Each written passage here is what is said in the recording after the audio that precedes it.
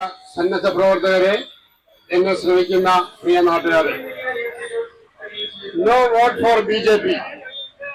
ബി.ജെ.പിക്ക് വോട്ടില്ല എന്നൊരു പ്രചരണമായിട്ട് ഇന്ന് ആം ആദ്മി പ്രവർത്തകർ ഈ പാലായിൽ ഈ സായാഹ്ന ധർണ്ണ നടത്തുന്നത് എന്തുകൊണ്ടാണ് എന്നായിരിക്കും നിങ്ങളുടെ മനസ്സിലുള്ള ഒരു സംശയം. തീർച്ചയായിട്ടും നിങ്ങൾക്ക് അതിന് ഉത്തരവുണ്ട്. അത് ആം ആദ്മി പാർട്ടിയുടെ സ്ഥാപക നേതാവായ അരവിന്ദ് കെജ്രിവാളിനെ ജയിലിൽ അടച്ചതുകൊണ്ടാണ്. തീർച്ചയായും നിങ്ങളുടെ ആ നിഗമനം ശരി തന്നെയാണ്. കാരണം ഒരു ഇലക്ഷൻ സമീപിച്ചു കഴിഞ്ഞപ്പോൾ യാതൊരു ഗത്യന്തരവുമില്ലാതെ അദ്ദേഹത്തെ അവസാന അടവ് എന്ന രീതിയിലാണ് അദ്ദേഹത്തെ ജയിലിലാക്കിയിരിക്കുന്നത്. പ്രധാനമന്ത്രി നരേന്ദ്രമോദിക്കും ആഭ്യന്തരമന്ത്രി അമിത്ഷായ്ക്കും ഇന്നും ഇന്നലെയും തുടങ്ങിയ വൈരാഗ്യമല്ല ശ്രീ അരവിന്ദ് കെജ്രിവാളിനുള്ളത്. അത് ഡൽഹിയിൽ അദ്ദേഹം രണ്ടാം തവണ ഭരണം പിടിച്ചു കഴിഞ്ഞപ്പോൾ തുടങ്ങിയതാണ്. അതിനുശേഷം അദ്ദേഹം ഗുജറാത്തിലേക്ക് ചെന്ന് അവരുടെ സ്വന്തം നഗരമായ ഗുജറാത്തിൽ 14% വോട്ട് നേടി നാഷണൽ പാർട്ടി എന്ന പദവി ഇലക്ഷൻ കമ്മീഷൻ നേടിയെടുത്തു. അതോടുകൂടി ആ വൈരാഗ്യം വീണ്ടും വർദ്ധിക്കുകയാണ് ഉണ്ടായത്. പിന്നീട് അങ്ങോട്ട് ഗോവയിൽ, പിന്നെ പഞ്ചാബിൽ അങ്ങനെ സാന്നിധ്യം വളർന്നു വരുന്നതുകൊണ്ട് അവസാനം ഇവിടെ ഇലക്ഷൻ എടുത്തപ്പോൾ ഗത്യന്തരമില്ലാതെ അരവിന്ദ് കെജ്രിവാളിനെ ജയിലിലാക്കിയിരിക്കുകയാണ്. അതിനു മുമ്പ് ശ്രീ മനീഷ് സിസോദിയയെയും സത്യേന്ദ്ര ജെയിനിയൊക്കെ ജയിലിൽ അടച്ചപ്പോൾ അവർ വിചാരിച്ചത് ഇനി ഇവർ തമ്മിൽ തല്ലി പിരിഞ്ഞ് സാധാരണ പാർട്ടികൾ നടക്കുന്നത് പോലെ പിരിഞ്ഞു പോയിക്കൊള്ളും. പക്ഷെ ഇവർ മനസ്സിലാക്കിയില്ല, ആം ആദ്മി പാർട്ടിയുടെ നേതൃത്വം വിദ്യാഭ്യാസവും വിവരവും രാജ്യസ്നേഹവും ഉള്ള വ്യക്തികളാണെന്നും ഓരോ വ്യക്തിയെയും ജയിലിൽ അടയ്ക്കുന്നതോറും ഇരട്ടി ആളുകൾ ഈ കൂടെ കൂടുമെന്നും, അതുപോലെ തന്നെ അരവിന്ദ് കെജ്രിവാൾ എന്ന് പറയുന്ന ഒരു വ്യക്തിയല്ല, മറിച്ച് അതൊരു ആശയമാണ്.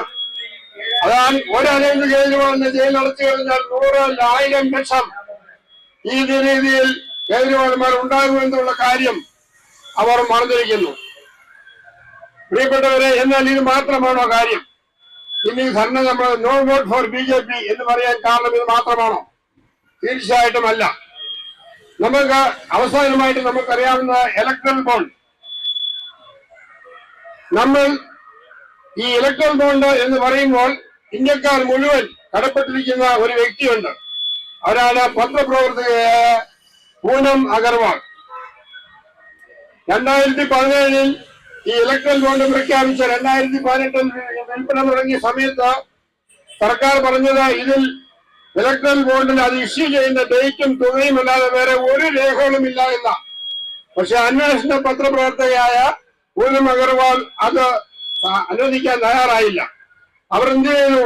സ്വന്തം പോക്കറ്റിൽ നിന്ന് 1000 രൂപ മുടക്കി ഡൽഹിയിലെ ഇത് വിൽക്കുന്ന ബ്രാഞ്ചിൽ ചെന്ന് ഒരു ബോണ്ട് വാങ്ങി. അവരതുമായി നേരെ പോയത് ഒരു ഫോറൻസിക് ലാബിലേക്കാണ്. അവിടെ കൊണ്ടുപോയി പരിശോധിച്ചപ്പോൾ അത് മനസ്സിലായി, അൾട്രാവയലറ്റ് റേസ്, UV റേസിന്റെ സാന്നിധ്യത്തിൽ ഇതിനൊരു നമ്പർ തെളിഞ്ഞു വന്നു. അപ്പോൾ മനസ്സിലായി സർക്കാരോ മന്ത്രിമാരോ പറയുന്ന എല്ലാ കാര്യം, മറിച്ച് ഇതിൽ രഹസ്യമായിട്ടുള്ള പല കാര്യങ്ങളും ഉണ്ടായിരുന്നു. ഇവർ എന്ത് ചെയ്തു? പൂനം അഗർവാൾ 2 ദിവസം കഴിഞ്ഞ് മറ്റൊരു ബോണ്ട് കൂടി വാങ്ങി.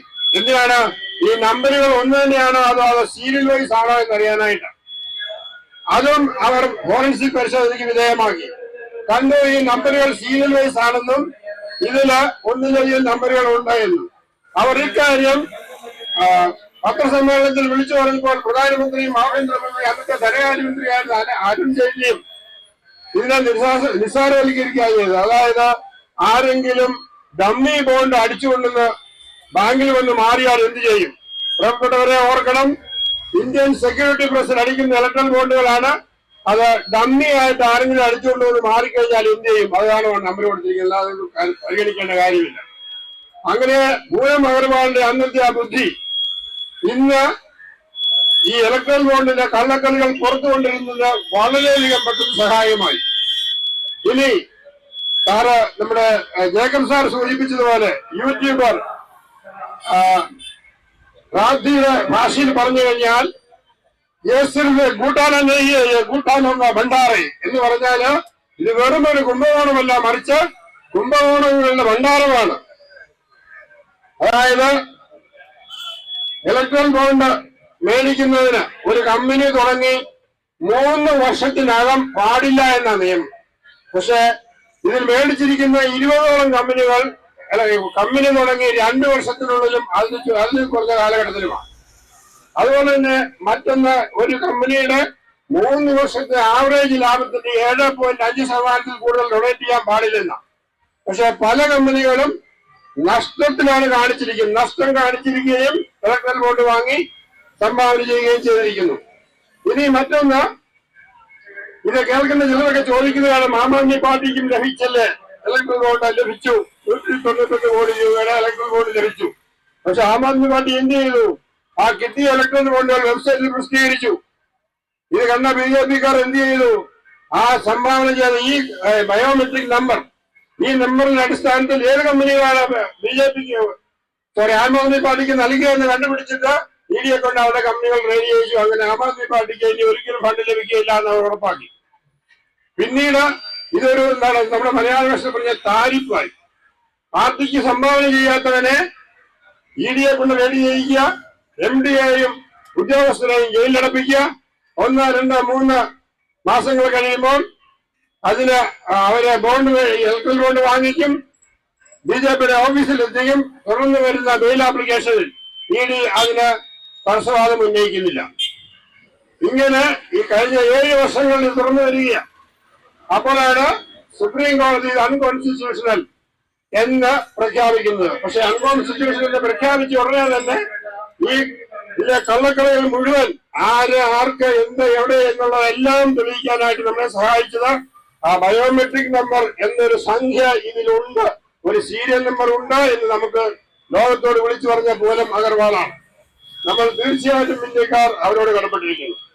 അപ്പോൾ ഇങ്ങനെ ഈ ഇലക്ട്രൽ ബോണ്ട് വഴി, അതായത് ശത്രുക്കളെ രാജ്യത്തിന്റെ സുരക്ഷയോ ഒന്നുമല്ല പ്രാധാന്യം, അവരുടെ പാർട്ടിയിലേക്ക് ഫണ്ട് കിട്ടണം. ഈയിടെ നിങ്ങൾ പത്രത്തിൽ വായിച്ചു കാണും, അതായത് ധ്രുവരാത്രി വീഡിയോയിൽ, അതായത് കോവിഡിന്റെ 2ാം കാലത്ത് ഗുജറാത്തിലെ ഫാർമ കമ്പനികൾ ഇൻഡസ്ട്രിയൽ ഉപയോഗത്തിനായിട്ട് നൽകുന്ന കെമിക്കൽസ് ഉപയോഗിച്ച മനുഷ്യന് വേണ്ടി മരുന്നുകൾ നിർമ്മിച്ച് അവ മനുഷ്യന് കൊടുക്കുകയും നിരവധി പേർ ആ മരുന്നിന്റെ ഫലം കൊണ്ട് മരിക്കുകയും ചെയ്തു. പ്രിയപ്പെട്ടവരെ, ഇത് ഞെട്ടിക്കുന്ന ഒരു വാർത്തയാണ്. അതുപോലെ തന്നെ നമ്മുടെ വിദ്യാഭ്യാസ മേഖല, കെമിസ്ട്രിയിൽ പീരിയോഡിക് ടേബിൾ എന്ന് പറയുന്നതാണ് കെമിസ്ട്രിയുടെ അടിസ്ഥാനം.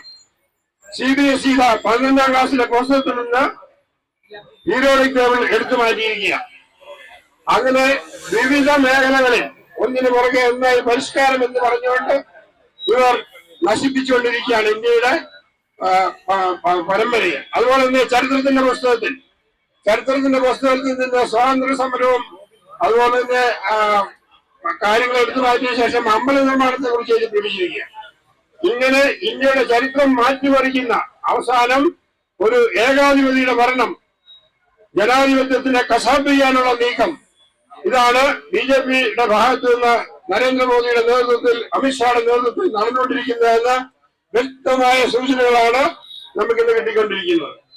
ആയതിനാൽ ഇനി നമ്മുടെ ഈ രാജ്യം ഒരു ജനാധിപത്യ രാജ്യമായി നിലനിൽക്കണമെങ്കിൽ, നമ്മൾ അനുഭവിച്ച സ്വാതന്ത്ര്യം നമ്മുടെ മക്കൾക്കും കൈമാറണമെന്നുണ്ടെങ്കിൽ, നമ്മുടെ മക്കൾ നാട് വിട്ടു പോകാതെ ഈ നാട്ടിൽ ജീവിക്കണമെന്നുണ്ടെങ്കിൽ നമ്മൾ ഇപ്പോൾ പ്രതികരിച്ചേ പറ്റൂ.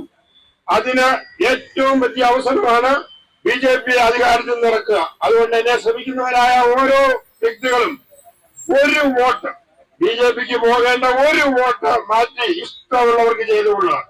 ഈ പ്രസ്ഥാനം വിജയിച്ചു കഴിഞ്ഞാൽ അവരുടെ 400 അബ്കി ബാർ 400 ബാർ എന്നുള്ളത് അബ്കി ബാർ 40 ബാർ എന്നായി തീരും. അതോടുകൂടി BJP-യുടെ ഈ ഹുങ്ക് അവസാനിക്കുകയും ചെയ്യും. അതുകൊണ്ട് നിങ്ങൾ എല്ലാവരും, എന്നെ ശ്രമിക്കുന്ന എല്ലാവരും ഈ നോ വോട്ട് ടു BJP-ക്ക് വോട്ടില്ല എന്ന ഈ കാര്യം എല്ലാവരിലും പ്രചരിപ്പിക്കണം. അങ്ങനെ നമുക്ക് നമ്മുടെ ജനാധിപത്യത്തെയും അതുപോലെ നമ്മുടെ സ്വതന്ത്ര ഇന്ത്യയെ സംരക്ഷിക്കണം. അതിനുവേണ്ടിയിട്ടുള്ള സഹായം നിങ്ങൾ ചെയ്തു തരണമെന്ന് അഭ്യർത്ഥിച്ചുകൊണ്ട് ഞാൻ എന്റെ വാക്കുകൾ ഉപസംഹരിക്കുന്നു.